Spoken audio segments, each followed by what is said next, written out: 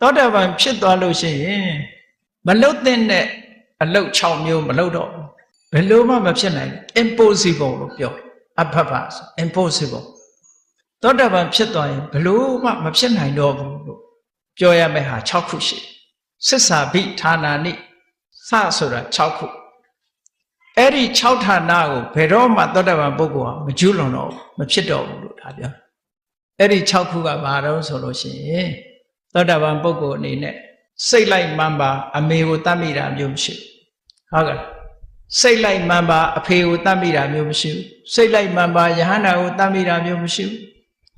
စိတ်လိုက်မှန်ပါတန်ဃာတွေခိုင်းကွက်အောင်မလုပ်ဘူးစိတ်လိုက်မှန်ပါဖရာကိုသွေးစိမ့်တီအောင်မလုပ်ဘူးဟောသောတာပန်ဖြစ်သွားလို့ရှိရင်ဒါတွေဟာမရှိတော့ဘူးနောက်တစ်ခုကသောတာပန်ဖြစ်သွားလို့ရှိရင်တဲ့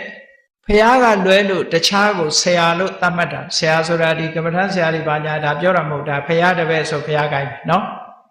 ဘာသာခြားကိုဆရာမတင်တော့ဘူးလို့ပြောအားလုံးပေါင်းလိုက်ရင်6ခုအဲ့ဒီ6ခုကိုသောတာပန်ပုဂ္ဂိုလ်တွေကမလွန်ကျူးတော့ဘူးလို့ဒါပြောတယ်နော်နောက်6ခုတစ်မျိုးရှိသေးတယ်အဲ့နာမှာအင်္ဂုတ္တမှာတုတ်တန်တွေမှာရှိတယ်သောတာပန်ပုဂ္ဂိုလ်တွေမှာမဖြစ်နိုင်တဲ့6ခုနောက်6ခုကဘာလို့ဆိုရင်ဒိဋ္ဌိတံပန္နဆိုတဲ့ပုဂ္ဂိုလ်ဟာသင်္ခါရတရားတွေကိုမြဲတယ်လို့ဘယ်တော့မှမယုံကြည်ဘူး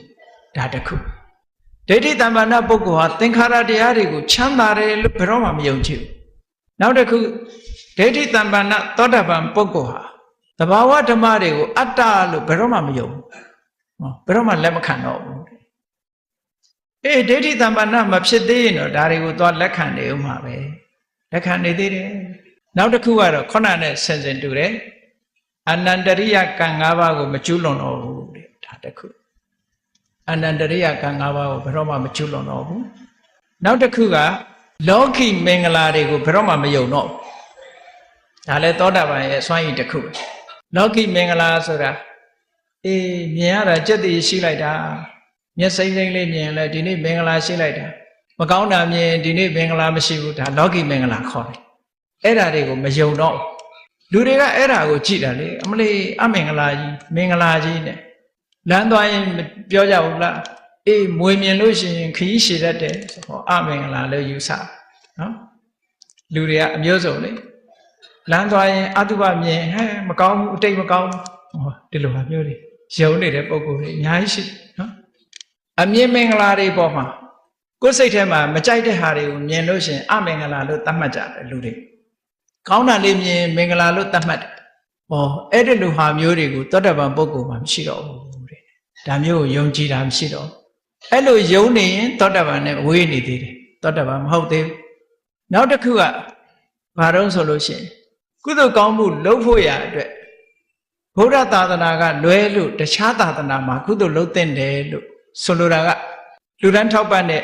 အကျိုးရှိတဲ့နေရာလို့သတ်မှတ်ချက်မရှိဘူးဒါပြောတာမြတ်သောအလှူခံပုဂ္ဂိုလ်ကိုရွေးချယ်တဲ့နေရာမှာတခြားဘာသာမှာမရွေးချယ်ဒါကမလှူဘူးလို့ပြောတာမဟုတ်ဘူးနော်မလှူဘူးဆိုတဲ့စကားနဲ့ဒီစကားနဲ့မတူဘူးအလှူခံပုဂ္ဂိုလ်ကိုရွေးချယ်တဲ့အခါမှာဗုဒ္ဓသာသနာကိုရွေးချယ်တယ်ဒါပြောတခြားပုဂ္ဂိုလ်တွေကတော့စုကြုံနေမြင်မရွေးတရိစ္ဆာန်တောင်လှူရသေးတာပဲလှူတယ်မလှူဘူးပြောတာမဟုတ်ဟုတ်ကဲ့ဒက္ခိဏေယမြတ်သောပုဂ္ဂိုလ်မြတ်သောအလှူခံရှိတယ်လို့လက်ခံတာဟောဘုရားသာသနာမှာတရားဓမ္မကိုကျင့်ကြံတဲ့ပုဂ္ဂိုလ်တွေမှသာလေတကယ်မြတ်သောအလှူခံပုဂ္ဂိုလ်ဖြစ်တယ်လို့ဒီလိုလက်ခံတာပြော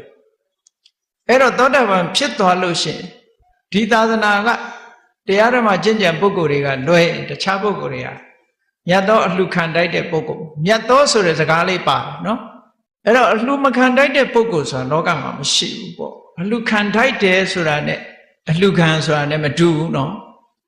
ခံတိုက်တာဆိုတာဂုံကိုပြောတာအလှူခံဆိုတာကတော့တိရစ္ဆာန်မှာပါတယ်လေတိရစ္ဆာန်လေးတွေကျွေးတိရစ္ဆာန်မှာအလှူခံတိုက်တဲ့ဂုံရှိပါမလားမရှိဘူးသို့တော့သူ့ကိုမလှူရဘူးလားမပေးရဘူးလားပေးရဟောစကားကမတူကွဲရမယ်နော်မကွဲလို့ရှိရင်ရောထွေးနေတတ်တယ်သောတာပန်ပုဂ္ဂိုလ်ဖြစ်သွားလို့ရှိရင်အလှခံထိုက်တဲ့ပုဂ္ဂိုလ်ဆိုတာသာသနာမှာတည်းပဲရှိတယ်လို့သိလာ။မြတိငါးချက်နံပါတ်5ချက်မဟုတ်တော့ဘူးပြော။အဲ့ဒီအိဗယ်မျိုးပြောသိလာ။ကွဲကွဲပြားပြားသိလာ ဟောအဲ့ဒါကိုပြောတာစစ္စာပိဌာနာနိအပ္ပပဂါတော